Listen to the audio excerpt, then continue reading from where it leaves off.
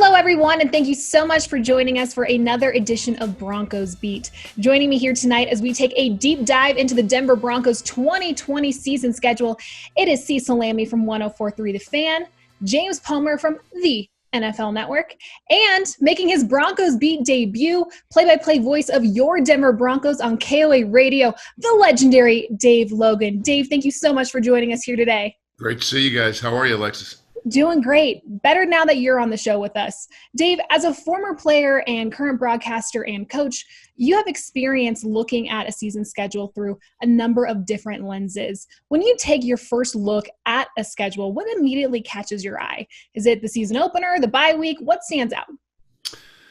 Wow. Well, I mean, I look at this schedule and I think it's a great schedule from a home schedule standpoint, right? I mean, I think they've got some difficult matchups, but I'd rather have what at least going in, appears to be tougher games at home than on the road. But I mean, all of us here have covered the NFL for a long time, and teams that you expect might not be as difficult during a particular season, then you get to them and they're playing great and they found a little bit of confidence, and other teams have had injuries and so forth and so on.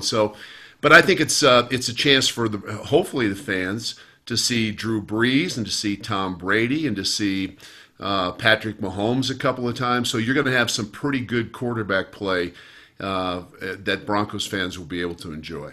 Well, this young Broncos team will look to get off to a fast start, but the Tennessee Titans, they're going to try to take the win right out of their sails on that season opener on Monday Night Football. We all know that this is going to be a very physical matchup for this Broncos team. So is this one that the Broncos should be glad to get out of the way early? Cease? Yeah, I think so. And the way you get it out of the way early is you handle it with offense, right? A great defense can sometimes be your offense. And we all know that Derrick Henry is the centerpiece of what they do. This team is different from the Titans team that we saw last year because Ryan Tannehill is the guy now instead of coming in off the bench. It's still going to be all about Derrick Henry.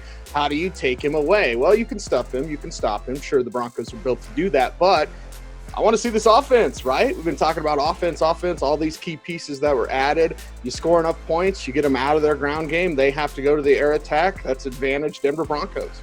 I think the biggest thing about this, guys, though, is that they're getting put on national television to start the season. I think that gives us a little bit of an indicator of where maybe some people think the Denver Broncos are. And putting them against a team that, I don't know, outside of the Chiefs, probably found their identity and was playing better football than anyone at the end of last year. I think everybody wants to see what this young group on offense can come out and do.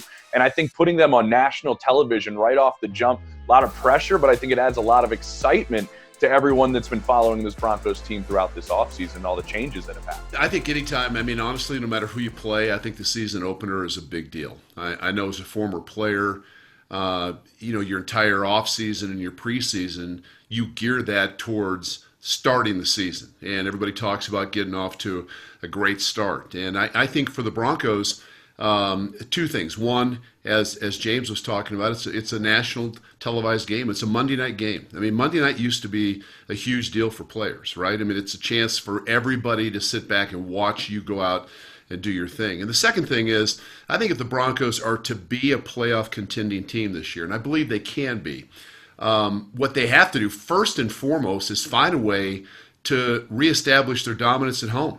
If you go back and look since 2015, since the Super Bowl winning year, and this includes the fact that they won their last 3 home games last year, but they're 17-15 at home since 2015. That's not going to get it. You can't be just about a 500 team. And when they have been a great team in the past, they have dominated people at home. So, I mean, you've got to win at least for me, 6+ games at home this year. If you do, you put yourself into a position to be a legitimate playoff caliber team. Yeah, it'd be nice to get one week 1 against the Titans, but week 2, Denver will head to Pittsburgh to face Big Ben, who should be back from that 2019 season-ending elbow injury.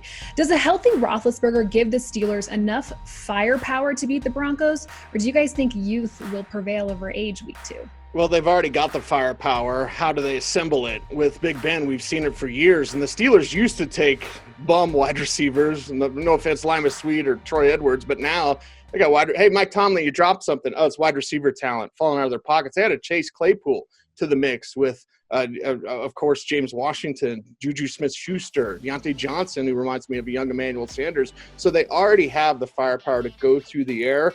What's that elbow like? How healthy is Ben? The Broncos are going to get a real test because the Steelers automatically have the firepower, and they're going to be fired up to have their quarterback back.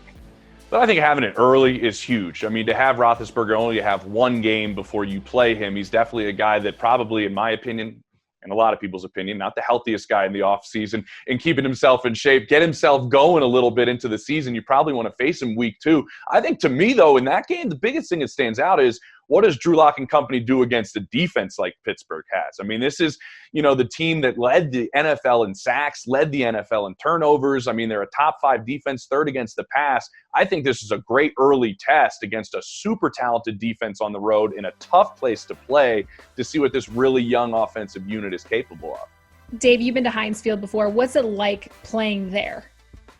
They've had pretty good football there, right, for a long time. I mean, that's a city, you talk about being spoiled by your NFL team. I never played at Heinz Field, but I played at Three Rivers, and that was tough as well. But the fans there are great. They come in thinking they're going to win, and I agree with both the guys. I mean, I think you want to get Roethlisberger earlier in the season than not coming off the injury, and that'll be a game, frankly, that I think, not that the Titans won't, but that'll challenge the Broncos offensively.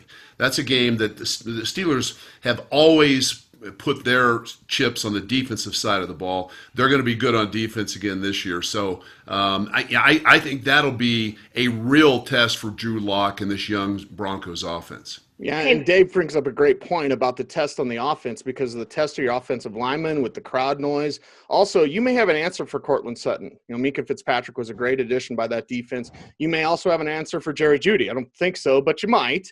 Well, what about KJ Hamler? What about Noah Fant, right? All of these weapons. This is a kind of a pressure-packed game for Pat Shurmur because of all these weapons. Well, you'll be able to utilize all of them because you'll have to against a defense like Pittsburgh.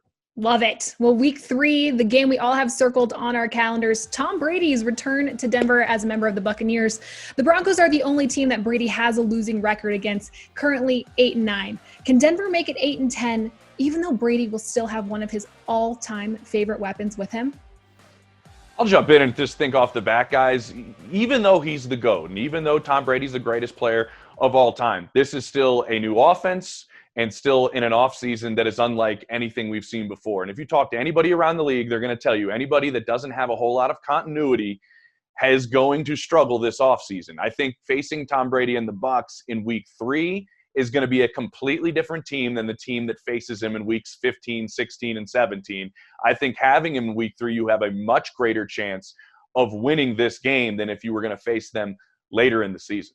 Well, and the Buccaneers are one-trick pony. They can't run the ball. Apologies to Ronald Jones, right? They don't run the ball. Their one trick they have is pretty good. Mike Evans and Chris Godwin, and Rob Gronkowski and O.J. Howard, Cameron Brate, like all the weapons that they have as pass catchers, but they don't run the ball. So go in knowing that your pass defense is going to get tested, and having them early, I think, is very beneficial for the Broncos.